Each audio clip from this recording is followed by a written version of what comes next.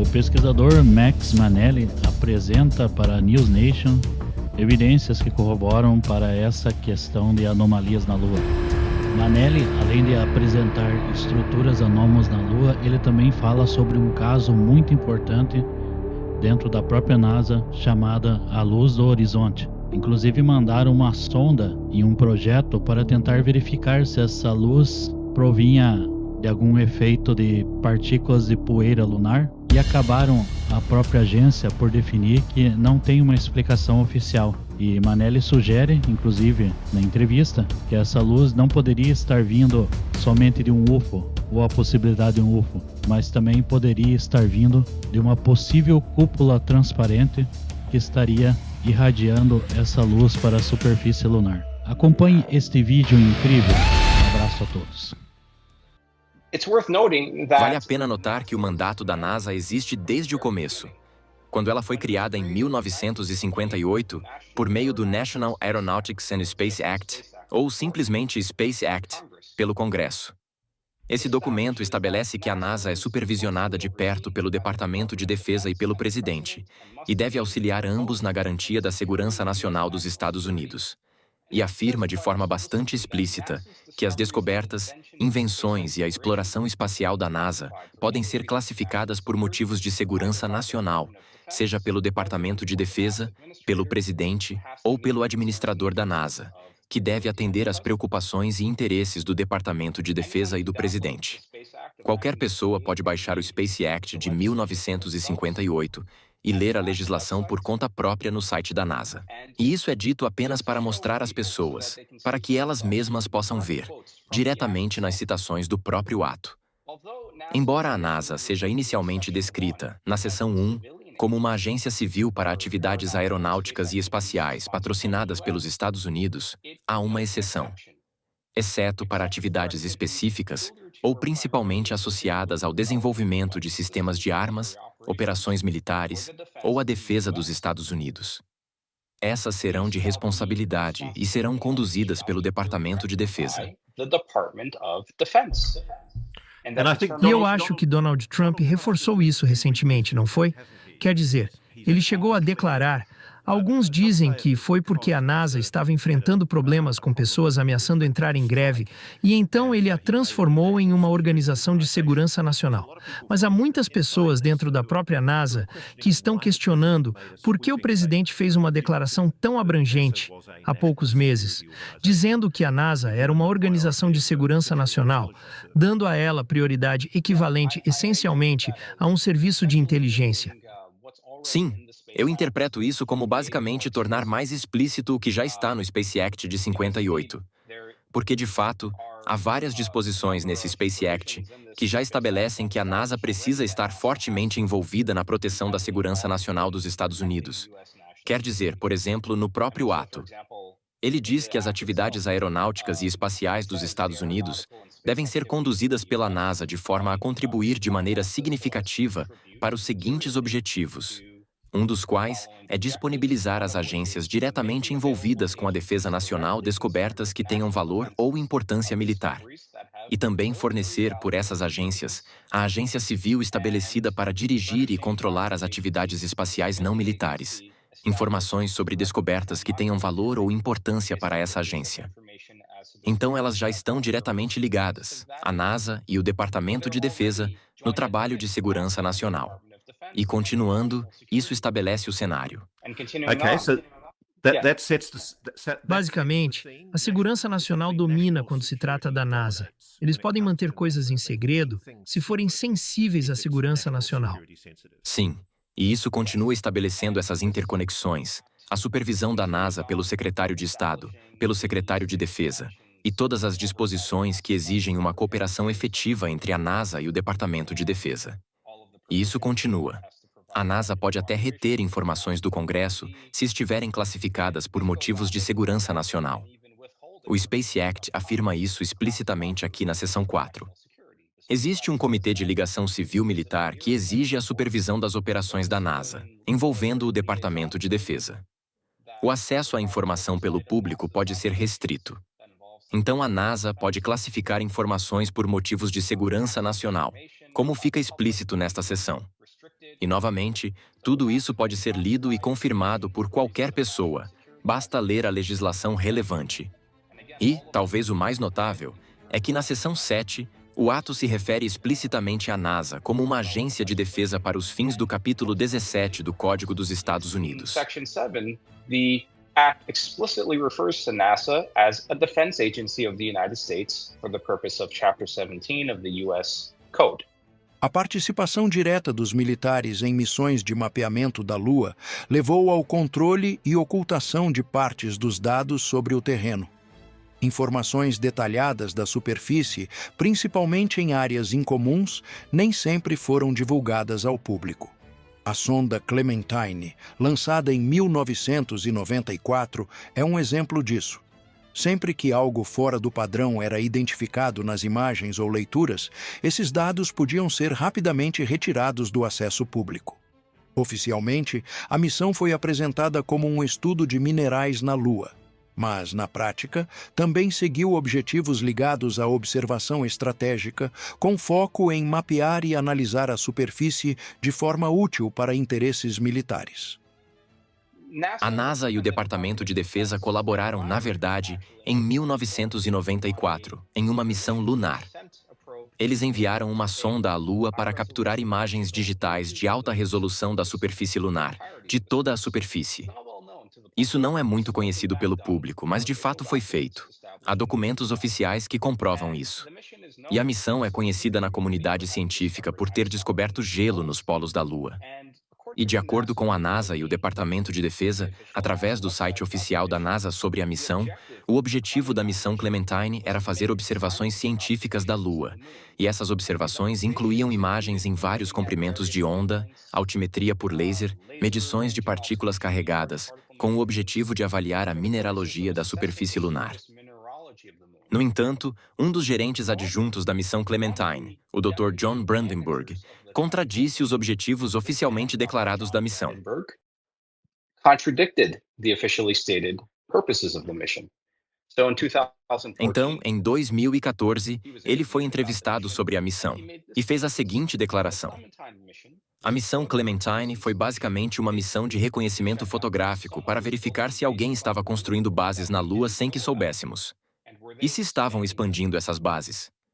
Brandenburg também diz, nessa mesma entrevista, que depois que a sonda Clementine concluiu o mapeamento da superfície lunar, a equipe do Departamento de Defesa analisou as fotografias e as manteve para si. E ele e seus colegas foram instruídos a não interferir nelas, a menos que tivessem um motivo especial.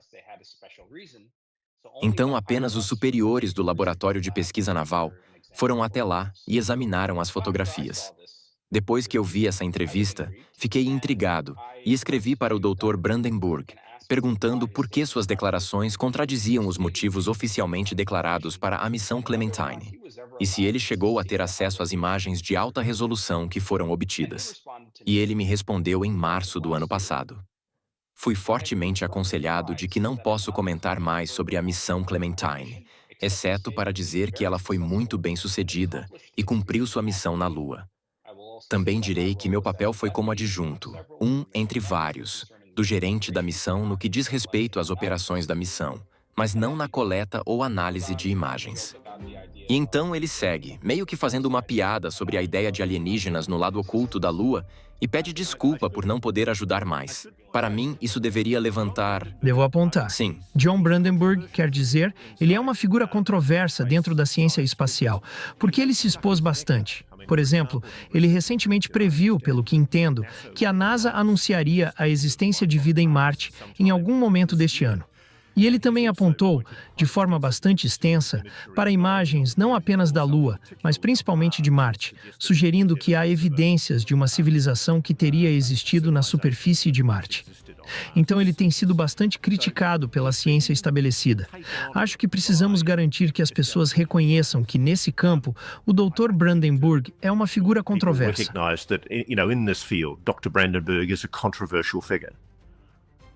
Com certeza. Ele é controverso. O que me chama a atenção, porém, é que, apesar da controvérsia, ninguém da missão Clementine foi oficialmente associado a uma contestação. Ninguém da NASA, ninguém do Departamento de Defesa jamais contradisse as afirmações dele sobre os objetivos da missão Clementine, de verificar se alguém estava construindo bases na Lua. Usually when someone makes a controversial claim about NASA's goals and objectives, someone like James Oberg is... Manter imagens originais fora do alcance do público impede que estruturas incomuns sejam analisadas com calma. Isso é importante porque certas formações não seguem o comportamento esperado da geologia da Lua.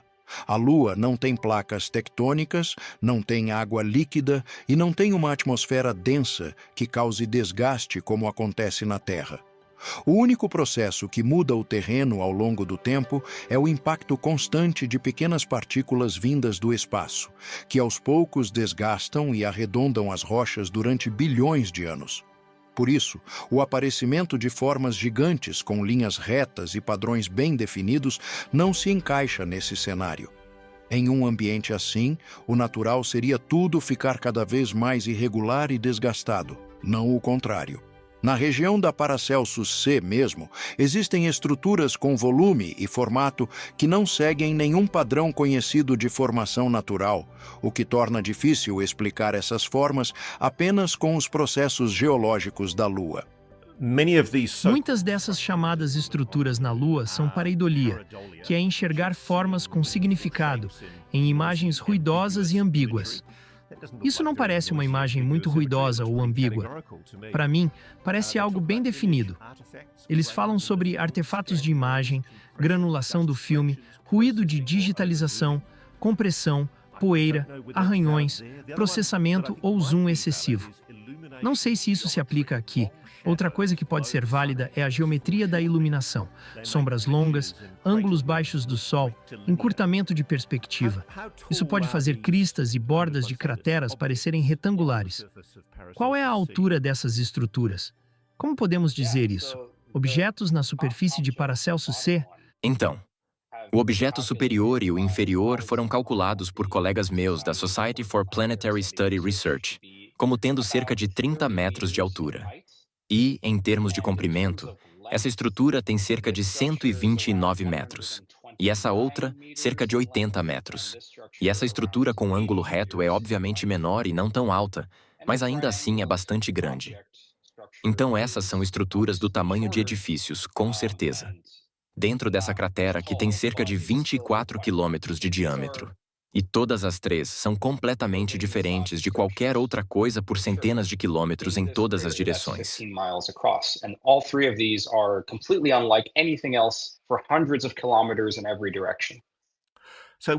Então, quando você diz ângulo reto, quão certo você está de que isso é realmente um ângulo reto?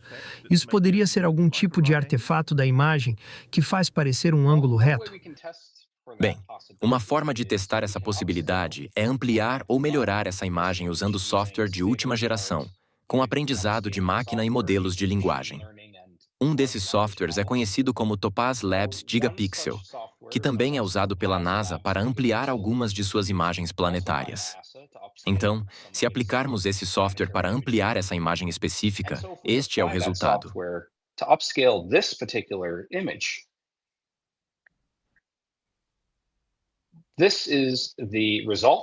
Isso foi feito por um colega meu chamado Jian Ward, que investiga anomalias em Marte. E depois eu verifiquei e confirmei que esse era de fato o resultado da ampliação, usando um processo independente. E ao dar zoom nisso, vemos que o processo de ampliação reproduz a estrutura em ângulo reto.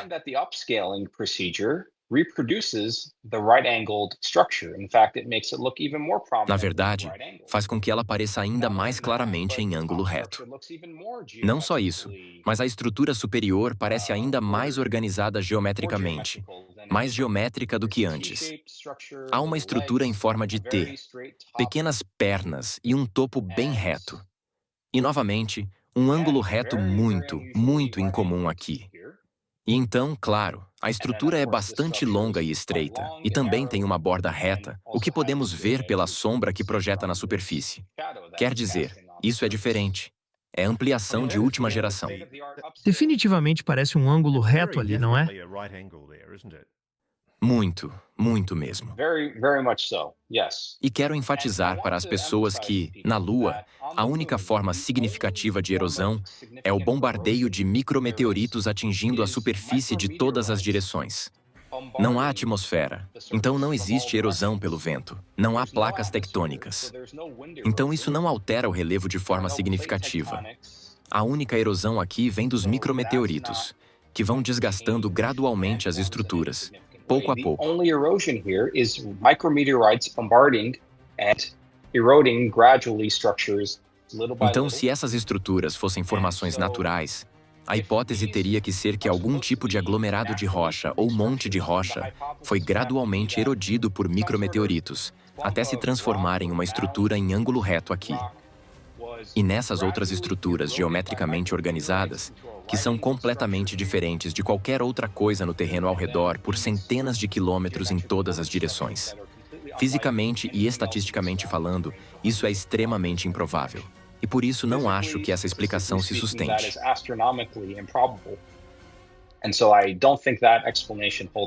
A análise das formas do terreno depende de matemática direta e objetiva. Na natureza, os padrões costumam se repetir de forma irregular. Montanhas, litorais e crateras seguem esse comportamento com detalhes parecidos aparecendo tanto em grande quanto em pequena escala, sempre com um certo nível de desordem. Já estruturas feitas de forma intencional não seguem esse padrão. Elas costumam ter linhas mais definidas, formas mais organizadas e menos variação aleatória. Programas usados na Terra para diferenciar cidades de florestas funcionam justamente com essa lógica. Eles conseguem separar o que é natural do que foi construído ao identificar esses padrões. Quando esse mesmo tipo de análise é aplicado a certas regiões da Lua, os resultados indicam formas que não se comportam como terreno natural, chamando a atenção por fugir do padrão esperado. Sabe, pode haver razões pelas quais a NASA não respondeu. Quer dizer, eles acabaram de ter a biblioteca retirada, então talvez não tenham recursos para dar esse tipo de resposta ao público. Mas acho que vamos perguntar a eles pela News Nation e ver o que dizem. Quero dizer, isso certamente parece um objeto estrutural com aparência anômala na Lua, mas eu não sou cientista. Talvez coisas assim possam ocorrer naturalmente. Eu simplesmente não sei. Bem, uma forma de também avaliarmos essa hipótese, essa possibilidade, essa ideia, é através de certos algoritmos que especialistas em imagem desenvolveram décadas atrás. Uma das propriedades das formações naturais do terreno é que elas são altamente autossemelhantes. Elas têm uma propriedade chamada fractalidade, ou propriedades fractais. They have a property called fractalness, or fractal properties. Mas estruturas construídas artificialmente, pelo menos estruturas artificiais feitas pelo homem, têm baixos graus de fractalidade, ou baixa qualidade fractal. E você pode modelar matematicamente as propriedades fractais de um objeto ou estrutura. E isso vem sendo feito desde a década de 1980 ou por aí. E assim, os especialistas em imagem que desenvolveram esse algoritmo no passado o aplicaram a várias imagens de satélite da Terra, para identificar estruturas artificiais versus estruturas e formações naturais na Terra. Acontece que o software tem cerca de 80% de precisão na identificação dessas estruturas artificiais, em comparação com estruturas naturais na Terra. Então, se aplicarmos esse mesmo software, artificial structures versus natural structures on Earth. So if we apply that same software. e deixe-me dar uma ilustração. Esta é uma imagem de satélite à esquerda, de algumas estradas, colinas naturais e grama, e depois edifícios. E o algoritmo, o software, diz que quanto menos fractais forem os objetos, mais brilhantes eles serão. E quanto mais fractais, mais escuros serão. E assim, o algoritmo identifica corretamente os edifícios e as estradas como as estruturas mais brilhantes, ou menos fractais, nessa imagem. Agora, aplicando o mesmo software àquela fotografia da NASA das estruturas em Paracelsus C, no lado oculto da Lua, esse mesmo algoritmo identifica as estruturas de Paracelsus C, bem como os montes muito brilhantes, como sendo de longe os menos fractais. the Paracelsus C structures, as well as the very bright mounds, as the least fractal by far. Em uma região de cerca de, se me lembro corretamente, 507 quilômetros quadrados, nesta imagem. Então, essa é uma forma meio matemática de estimar a probabilidade de que essas estruturas sejam artificiais. Essencialmente, isso indica que há uma probabilidade muito alta de que sejam artificiais, se as estruturas artificiais na Terra forem alguma referência. Então, para ir direto ao ponto, há uma probabilidade muito alta de que aquelas estruturas na Lua, na superfície de Paracelsus C, uma cratera no lado oculto da Lua, sejam estruturas artificiais. Sim, acho que essa é uma conclusão justa de se tirar. Uau, certo, isso é fascinante. Sim. E não são apenas essas. Não são apenas essas. As quebras no comportamento esperado da Lua não aparecem só nas formas do terreno, mas também na forma como a energia se comporta ali. O interior da Lua é considerado praticamente inativo. Não há atividade vulcânica atual, nem processos internos fortes que gerem calor como acontece na Terra. Em um ambiente assim, o esperado seria uma superfície fria e estável.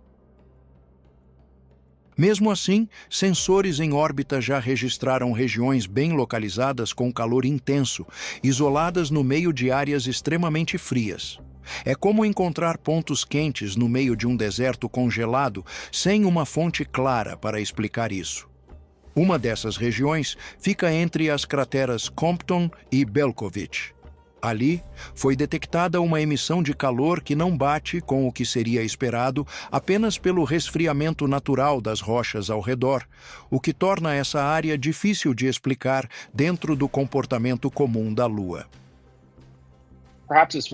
Talvez também valha a pena mostrar ao público algumas imagens da principal anomalia no lado oculto da Lua, sobre a qual falamos anteriormente, a anomalia térmica de Compton-Belkovich.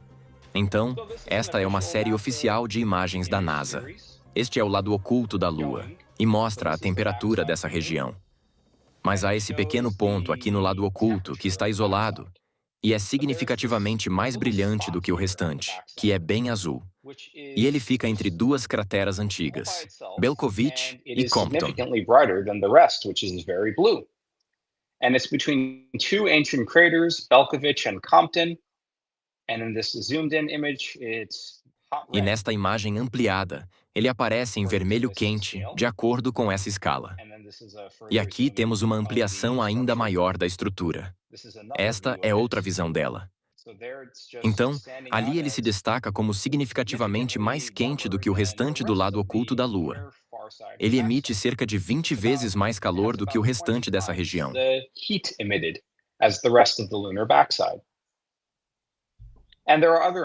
E há outras anomalias. Ele é altamente refletivo, possui um revestimento vítreo e, com base na craterização da formação, verifica-se que é significativamente mais jovem do que as formações ao redor no lado oculto da Lua. Essas crateras são estimadas em cerca de 3 bilhões de anos. Mas com base na craterização da região da anomalia térmica, ela parece ter apenas algumas centenas de milhões de anos. Portanto, é outro exemplo de uma formação altamente anômala. Existe alguma imagem de varredura de alta resolução de um orbitador lunar dessa área específica que possamos analisar para obter algumas respostas? Sim, existe. Esta é uma imagem do Lunar Reconnaissance Orbiter. Eu capturei isso mais cedo hoje no mapa rápido do orbitador. Então, eu ampliei para uma certa escala, e isso corresponde a cerca de 5 quilômetros de extensão. Esta é a formação.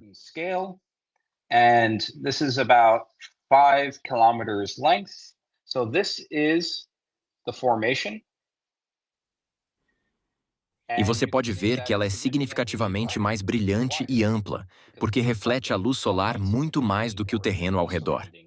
Então, este é um exemplo de uma das fotografias da anomalia que pode ser acessada e baixada publicamente. Esta não é a melhor resolução.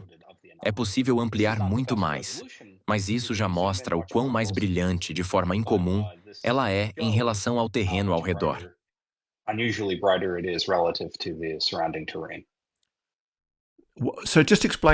Então, explique para um urso de cérebro muito pequeno. Você pode me dizer por que ela é mais refletiva? Qual explicação eles dão de forma simples para isso? Bem, eles realmente não sabem. Cientistas da NASA, todos esses são links para artigos de pesquisa deles, determinaram apenas que, devido à refletividade anômala, a superfície deve ser revestida por vidro. Então, algo ou algum tipo de fenômeno ocorreu há muito tempo, talvez centenas de milhões de anos atrás, que vitrificou a superfície onde essa anomalia térmica está ocorrendo. Ou talvez a fonte de calor abaixo dela tenha vitrificado a superfície, seja qual for essa fonte de calor. Na The Forest, a anomalia aparece na forma de estruturas que se elevam de maneira muito acentuada, com lados simétricos e bem definidos. São formações grandes que chamam atenção por não seguirem o comportamento esperado do terreno ao redor. Diante de estruturas assim, é comum que agências espaciais tentem comparar com formações da Terra. O problema é que essas comparações ignoram um ponto básico. Na Terra, o relevo é moldado por fatores como vento, chuva e variações de temperatura ao longo do tempo. Esse tipo de desgaste simplesmente não existe na Lua. Lá, não há ar nem clima para esculpir o terreno dessa forma. Sem esses processos, formações tão organizadas e simétricas se tornam difíceis de explicar apenas com os mecanismos naturais disponíveis naquele ambiente.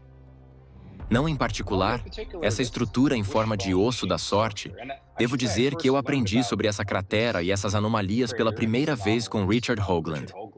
Então dou crédito a ele por me apontar essa cratera. Mas observe essa estrutura em forma de osso da sorte. E você pode, na verdade, calcular a partir dos detalhes das imagens da NASA, especificamente das imagens do LRO, a altura ou a altura aproximada dessa estrutura, e ela acaba sendo cerca de metade a 2/3 da altura da Torre Eiffel. Então, essencialmente, a altura de um pequeno arranha-céu. E, novamente, considerando que não há intemperismo na Lua, não há atividade tectônica, não há água, portanto não há erosão pelo vento nem pela água, não há erosão geológica. Existe apenas o bombardeio de micrometeoritos. There is just micrometeorite bombardment. So, if one were to say that this is Se alguém dissesse que isso é apenas uma estrutura formada naturalmente, teria que afirmar que o bombardeio meteórico moldou ou erodiu algum tipo de rocha ou formação até chegar a essa estrutura em forma de osso da sorte, com a altura de um pequeno arranha-céu. Existe algo, alguma outra anomalia como essa que tenha sido registrada em outro lugar na Lua? Não com esse formato e tamanho específicos. Há, nessa cratera, outras estruturas anômalas, eu diria. Por exemplo, se olharmos à esquerda,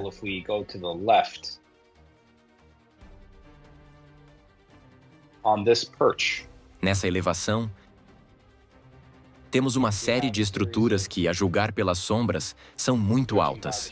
Muito altas. Muito altas e de formato cônico. Estruturas, e há 1, 2, 3, 4 delas, quase alinhadas, quase igualmente espaçadas. Of them almost in a row, almost equally spaced. Notice this one seems to have. Note que esta aqui parece ter algum tipo de pernas. E, novamente, uma estrutura cônica ou piramidal. E outra menor aqui. E, mais uma vez, se essas estruturas forem apenas formadas naturalmente por bombardeio meteórico, então a hipótese teria que ser que micrometeoritos, atingindo aleatoriamente algum tipo de rocha irregular, esculpiram essas formas cônicas ou piramidais com alturas comparáveis às de pequenos arranha-céus.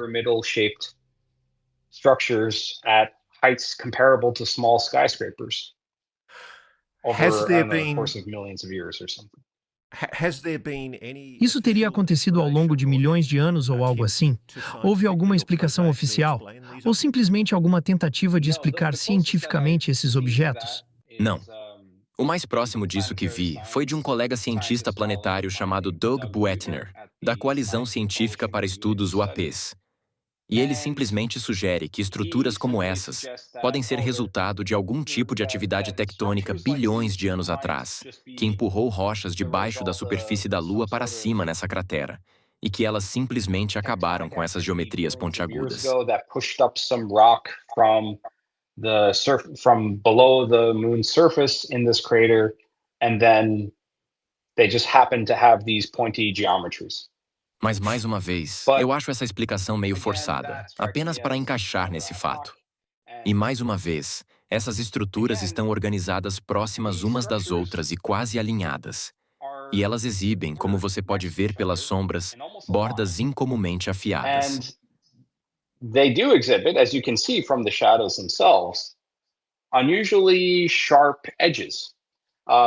Outro colega meu sugeriu a possibilidade de que talvez essas estruturas tenham sido formadas por processos geológicos semelhantes aos que formam pináculos no sudoeste dos Estados Unidos, especialmente em lugares como Scottsdale, no Arizona.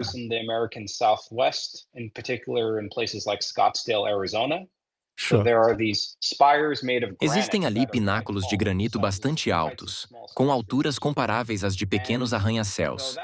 Então essa poderia ser uma possibilidade. Um deles é chamado Pinnacle Peak. Agora, eu consultei várias fontes de geologia sobre os mecanismos que formaram o Pinnacle Peak. E tive uma discussão interessante com o Supergrok, bem como com o ChatGPT sobre o Pinnacle Peak.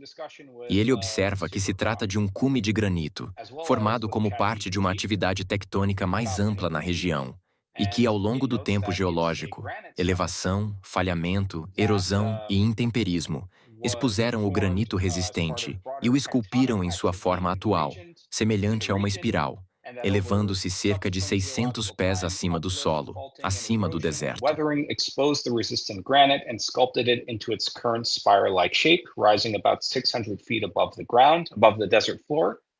Mas então perguntei a esses modelos de linguagem: formações semelhantes ao Pinnacle Peak poderiam se formar na Lua? Geólogos lunares já identificaram algo semelhante lá? E se sim, quais são os nomes e onde estão?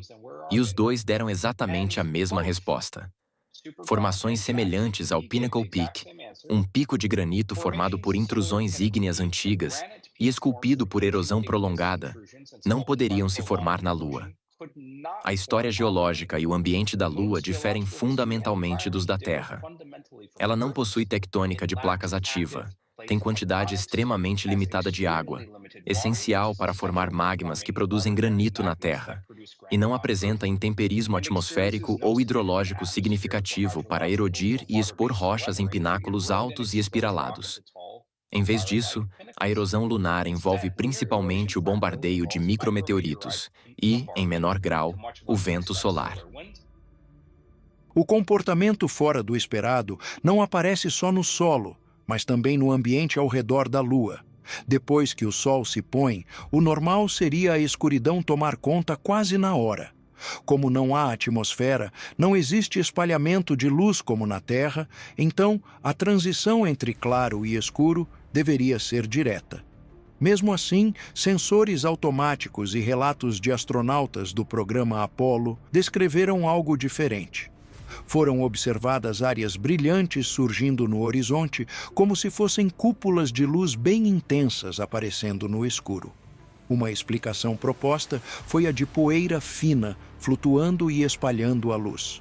Mas, com testes mais controlados, essa ideia não conseguiu explicar totalmente o fenômeno, deixando essas observações sem uma resposta clara dentro do que se espera para o ambiente da Lua. Então lembre-se, Sagan falou sobre uma abordagem geral para encontrar artefatos extraterrestres, procurar fenômenos que estejam fora do equilíbrio termodinâmico. Bem, luzes brilhando na superfície lunar são claramente um exemplo de fenômenos fora de equilíbrio na superfície da Lua. E, em particular, há um fenômeno chamado brilho do horizonte lunar.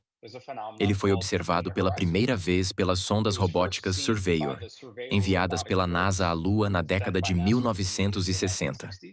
As imagens mostradas aqui são das Surveyor 6 e Surveyor 7. E o que você está vendo aqui é uma imagem de câmera de TV em preto e branco do tipo Vidicon, mostrando o horizonte da Lua depois que o Sol já se pôs abaixo do horizonte. Então você está vendo um domo de luz aqui no horizonte, cerca de 2 horas, ou algumas horas, após o Sol ter se posto abaixo do horizonte lunar. E ainda assim você vê esse brilho em forma de cúpula, e então esses pontos de luz brilhantes ao longo da borda do horizonte da Lua. And then these beads of bright light on the rim of the moon's horizon. And here on Surveyor 7, it was also seen. E aqui, na Surveyor 7, isso também foi observado. E nas outras missões, Surveyor também foi visto. E essas luzes eram tão brilhantes que chegaram a superexpor as câmeras Vidicon usadas para registrá-las. Não só isso, mas astronautas. Os astronautas da Apollo, em particular os da Apollo 17, viram fenômenos muito semelhantes, porém em uma escala muito maior, de brilho no horizonte lunar. Na Apollo 17, enquanto orbitavam o lado da Lua que estava em completa escuridão, no lado noturno, eles estavam a cerca de 100 quilômetros de altitude em órbita. E à medida que se aproximavam do lado iluminado da Lua, antes mesmo do Sol nascer sobre o horizonte lunar, eles viram uma elevação de luz brilhante se formando e ficando cada vez maior e mais intensa. E então, viram um domo menor de luz se formando sobre esse primeiro, como uma linha azul. Eles viram esses feixes de luz emanando do horizonte, da superfície da Lua, na região de transição entre o lado diurno e o lado noturno. E eles pareciam estar igualmente espaçados. E esses são, aliás, os esboços reais feitos pelo comandante da Apollo 17, Eugene Cernan. And these are the actual sketches, by the way, made by the Apollo 17 commander, Eugene Cernan. E, à medida que se aproximavam do nascer do Sol, alguns segundos antes, esses feixes, como eles os chamaram, ficaram tão brilhantes que superaram o brilho do domo de fundo. E para dar uma noção de escala, a altura desse domo azul junto ao horizonte foi calculada pelos astronautas e posteriormente por cientistas da NASA, como sendo da ordem de cerca de 10 quilômetros. E esses feixes foram estimados em uma altura máxima de cerca de 120 quilômetros. Ou seja, ultrapassando a altitude da espaçonave em órbita. E eles viram isso a olho nu, os 3 astronautas. About 75 miles or 120 kilometers, so exceeding the altitude of the spacecraft while in orbit. And they saw this with their naked eyes, all 3 astronauts. Let me venture a Deixe-me sugerir uma possível explicação mais comum aqui. Quero dizer, todos nós ouvimos falar da poeira lunar. Não poderia ser poeira suspensa na tênue atmosfera da Lua, refletindo a luz do Sol que está atrás da Lua? Essa foi a principal hipótese da NASA, pelo menos desde 1974. E este é um dos artigos dele sobre as observações da Apollo 17, cujo título sugere exatamente isso: evidência de uma distribuição de poeira em alta altitude. A ideia básica era que a radiação ultravioleta do Sol, na região entre o lado diurno e o noturno, carregaria eletricamente a poeira lunar, e os campos elétricos produzidos fariam essa poeira levitar, ou em alguns casos até se elevar como fontes de poeira, a centenas de quilômetros de altura. E então essa poeira. Parece uma boa explicação para mim, Max. Caso encerrado, podemos considerar isso resolvido? Você acha que é uma explicação que funciona? Eu não acho que seja uma explicação que funcione. E, na verdade, não só eu, mas a própria NASA também concluiu isso. Em 2013, a NASA enviou uma sonda chamada LaDe para a Lua, para medir a quantidade de poeira na faixa onde ela havia sido observada pelos astronautas da Apollo 17, entre 3 e 250 quilômetros acima da superfície lunar. E a conclusão foi que não havia nem de longe poeira suficiente para produzir qualquer dispersão visível de luz. Então aqui está a própria página da NASA sobre a missão LaDe e o que ela encontrou.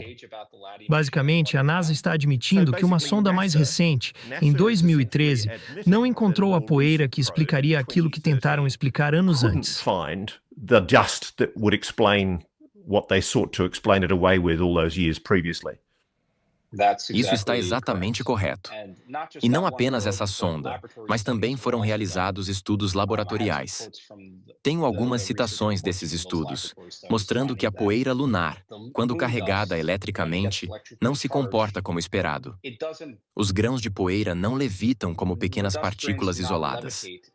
O que acontece é que a poeira permanece aglomerada, devido a ligações químicas que são mais fortes do que as forças de repulsão elétrica.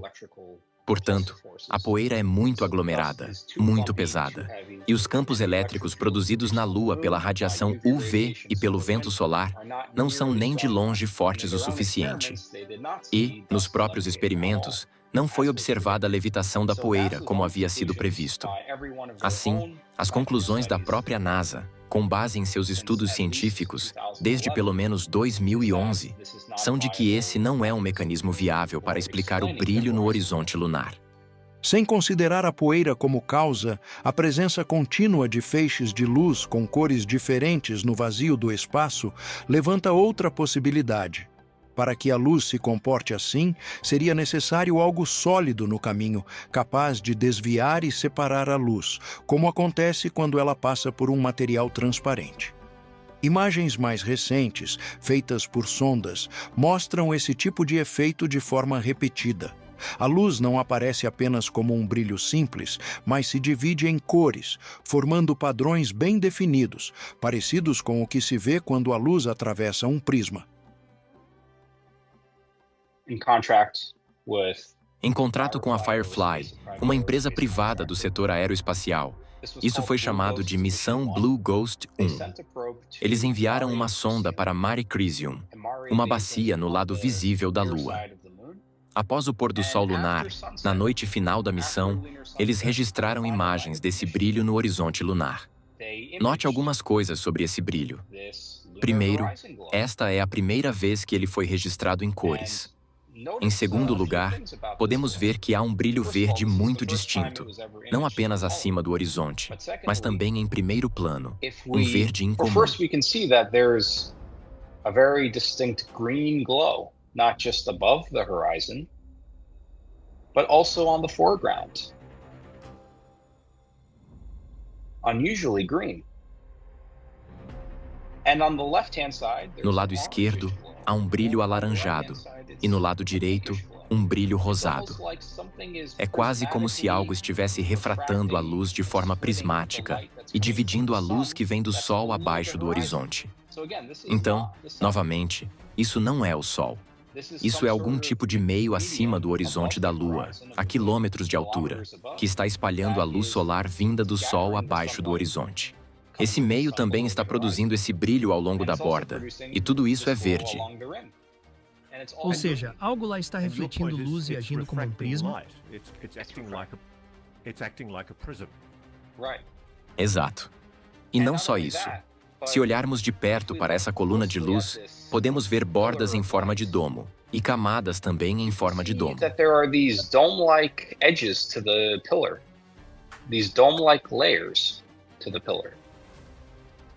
Em outras palavras, há uma geometria nessa coluna de luz brilhante. Portanto, qualquer que seja o meio que está refratando a luz, se essas imagens forem confiáveis, esse meio aparentemente possui algum tipo de geometria. Whatever medium is refracting the light has apparently some geometry to it. Você está sugerindo que isso pode ser algum tipo de objeto físico translúcido? Essa parece ser a hipótese mais consistente com o que a imagem mostra aqui. Porque se fosse poeira, e isso já foi praticamente descartado, ainda assim haveria outro problema. Poeira não produz brilhos com geometria em forma de domo ou em camadas. Dust does not produce glows with a certain dome-like geometry or a layered dome-like geometry. Poeira não produz brilhos com geometria em forma de domo ou em camadas. Exato. Uma das razões pelas quais a NASA considerou a poeira uma boa explicação é que cerca de 50% da poeira lunar é composta de quartzo, que é essencialmente vidro. Por isso, ela é muito eficiente em espalhar e até refratar a luz. Mas se não for poeira, então precisa ser algo semelhante a vidro, se estendendo acima da superfície da Lua e com geometria definida.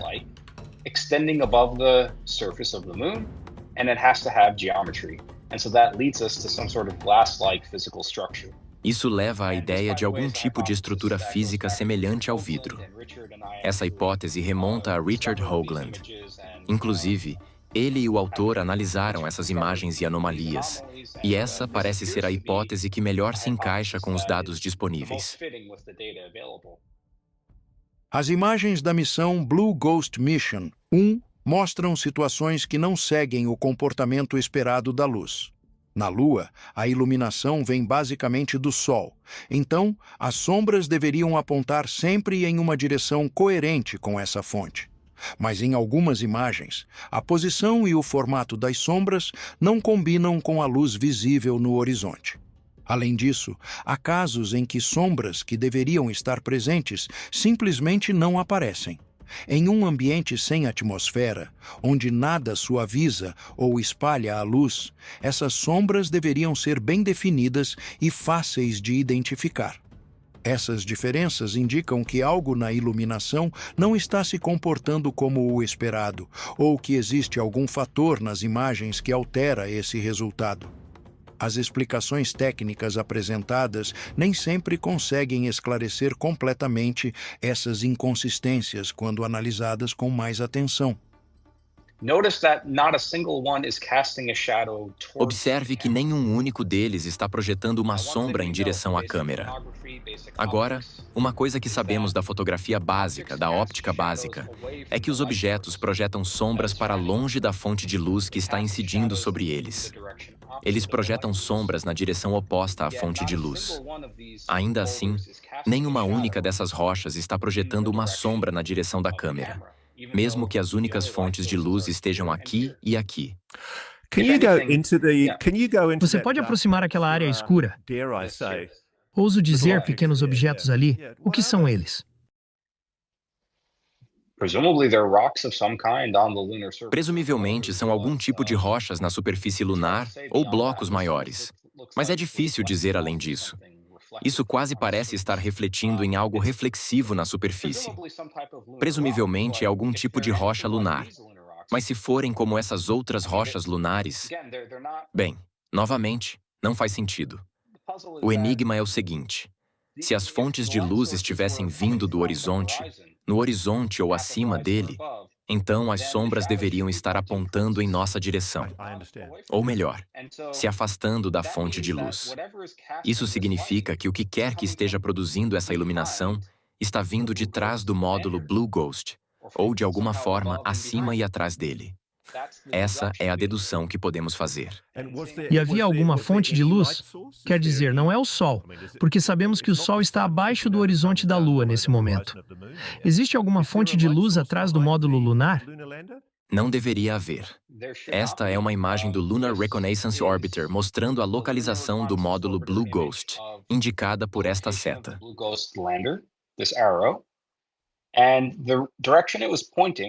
E a direção para a qual ele estava apontando durante o registro desse brilho era esta.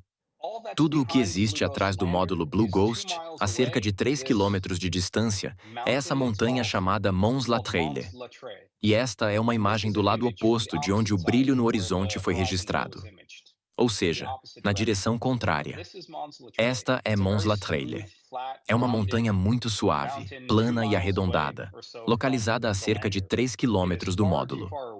Ela está longe demais para refletir luz, seja luz direta ou o brilho do horizonte lunar, e então projetar sombras ou iluminar o primeiro plano da forma que vemos nesta imagem.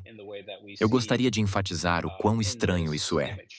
Observe que há uma fonte de luz muito, muito brilhante no centro da imagem. E também podemos ver essas rochas e blocos se destacando no primeiro plano, bem na frente dela. And we can also see these boulders and rocks sticking up from the foreground, right in front of it. Na imagem, aqui, aqui, aqui, aqui. Mas nenhum deles está projetando sombras em nossa direção, mesmo estando diretamente à frente desse brilho central intenso. Isso não faz sentido do ponto de vista óptico. E, novamente, não há nada atrás do módulo. Apenas essa montanha a cerca de 3 quilômetros. Para mostrar que há algo realmente anômalo aqui, veja esta outra imagem. Trata-se de um nascer do Sol durante a missão, registrada em um dia anterior. Aqui, o Sol está acima do horizonte, iluminando o primeiro plano. E, se observarmos as pequenas rochas e blocos, todos estão projetando sombras em direção à câmera. Se afastando do Sol. Exatamente como esperaríamos. Mas por algum motivo, isso não acontece nessas imagens do brilho no horizonte. E isso não faz sentido do ponto de vista óptico, físico ou geológico. Portanto, é algo extremamente anômalo. Também gostaria de destacar outra coisa. Quando conversei com a equipe de câmeras espaciais da Redwire sobre essas anomalias, a melhor explicação deles para os problemas de iluminação e sombras, como vemos aqui, foi que talvez o módulo lunar Blue Ghost tivesse refletores de iluminação instalados. Esses refletores poderiam estar iluminando o primeiro plano lunar e produzindo essa iluminação. Ou seja, eles concordaram que a fonte de luz precisava estar vindo de cima ou de trás do módulo. Então, a melhor explicação deles foi que seriam os refletores que eles forneceram à NASA e à Firefly Aerospace para serem instalados no módulo. Mas eles disseram que não tinham certeza se esses refletores haviam sido usados, e recomendaram entrar em contato com a NASA e a Firefly para confirmar isso. But they said, we are not sure if they actually used them, so you should contact NASA and Firefly and ask them if they used the floodlights. Foi exatamente o que eu fiz. Enviei uma mensagem para a principal cientista do projeto da missão Blue Ghost, responsável pelos instrumentos da NASA utilizados na missão, a doutora Maria Banks. E ela confirmou, por e-mail, que nenhum refletor foi utilizado durante o registro das imagens do pôr do sol em 16 de março de 2025. Ou seja, ela confirmou que a melhor explicação da equipe da Redwire para as anomalias de luz e sombra não é válida. Portanto, não há refletores que possam explicar isso. E essa era a melhor explicação da própria equipe que construiu as câmeras que captaram essas imagens. Não há nada atrás.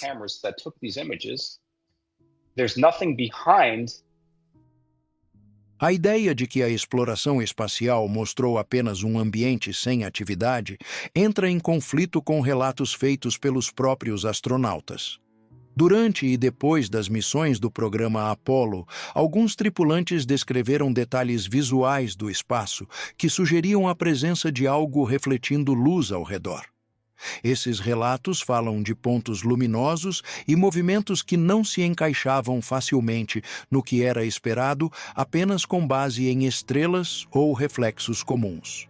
Em alguns casos, também foram mencionadas observações de objetos brilhantes acompanhando ou monitorando as missões. Mesmo assim, essas declarações raramente ganharam destaque.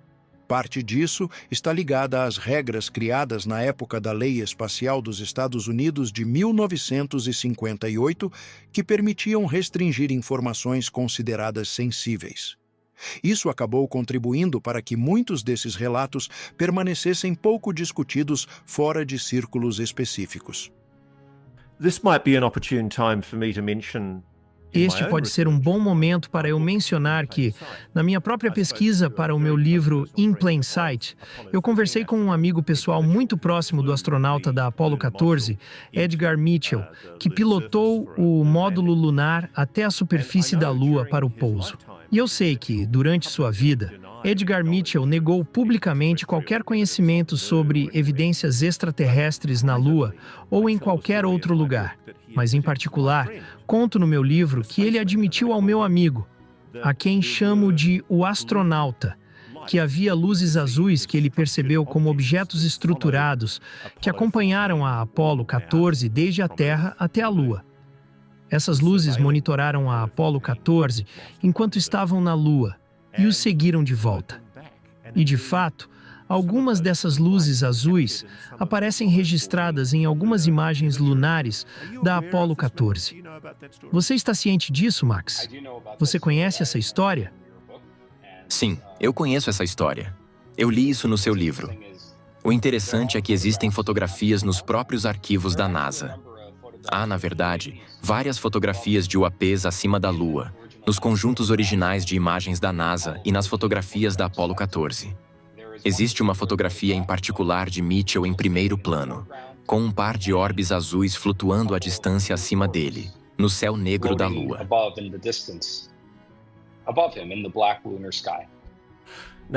Você não tem isso à mão? Você tem essa imagem aí? Do you have it to hand? Na verdade, tenho sim. Deixe-me ver. Acredito que seja a 9301. 9301. Yeah. So this is Sim. Então, esta é a imagem Apollo Frame AS146693001, uma fotografia oficial da NASA. Eu baixei essa imagem oficial do Lunar and Planetary Institute, um arquivo de imagens gerenciado pela NASA há décadas. This is an image archive that NASA manages, that's been managed for decades by NASA. So they scan and Eles upload digitalizam all e kinds of disponibilizam Apollo diversos tipos de fotografias da And this Apollo. is Mitchell in the foreground, Aqui está Mitchell em primeiro plano com sua sombra. Notice that the sky is Observe que o completely céu pitch está black. completamente preto, sem absolutamente nada, exceto um pouco de ruído. E isso será relevante para o seu relato, como veremos. Primeiro, se aumentarmos o brilho dessa imagem, algumas coisas anômalas aparecem. Primeiro, este centro altamente reflexivo no céu negro da Lua. This highly reflective center in the black lunar sky. It's not clear why there should be any Não sort está of claro por que deveria haver qualquer tipo de reflexão desigual da luz solar, se o céu não tem nada nele. Mas está lá. There it is. E não só isso, também vemos um recorte estranho ou irregularidade na imagem com o brilho aumentado. Um céu azulado. Sim, algo meio azulado ali. Agora, vamos olhar a mesma imagem em outro arquivo da NASA. Este aqui é gerenciado pelo Johnson Space Center e pela Arizona State University. É exatamente a mesma imagem, com o mesmo número de quadro. Esse é Mitchell. E observe, no lugar onde aquela irregularidade aparece na outra fotografia, vemos um par de orbes azuis. We see a pair of blue orbs Oh, wow. in the sky. And that's Isso é exatamente o exactly que what Edgar Mitchell Mitchell told my disse ao friend meu who amigo, spaced o astronauta. Right. And Certo. it appears E isso actually in aparece, na multiple verdade, of em the várias Apollo imagens da 14 Apollo 14. images. Se aumentarmos o brilho desta imagem, vemos novamente aquela refletividade irregular, essas estranhas anomalias de luz, e lá estão os orbes brilhantes. There are the bright orbs. Quando Edgar Mitchell foi questionado pelo meu amigo sobre por que nunca falou sobre isso durante sua vida, ele olhou para ele e disse apenas uma palavra: traição. Imagino que ele tenha sido obrigado a manter segredo, e quebrar isso significaria violar algum tipo de compromisso, provavelmente seu juramento constitucional de proteger a segurança nacional dos Estados Unidos. É por isso que ele disse isso.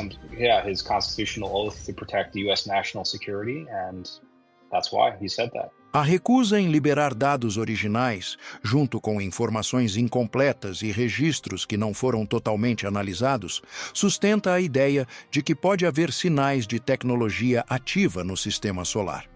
Os padrões fora do comum na Paracelsus C, as áreas de calor entre Compton e Belkovich, o brilho no horizonte que não depende de atmosfera e os dados mantidos sob controle em operações conjuntas não apontam para um ambiente simples e sem atividade. Quando tudo isso é colocado lado a lado, o cenário deixa de parecer um terreno parado e previsível. Passa a indicar a presença de fenômenos que não seguem o comportamento natural esperado para a Lua. Manter essas informações sob sigilo com base em segurança nacional não elimina esses sinais. Na prática, reforça a percepção de que existe algo grande demais para ser analisado de forma aberta.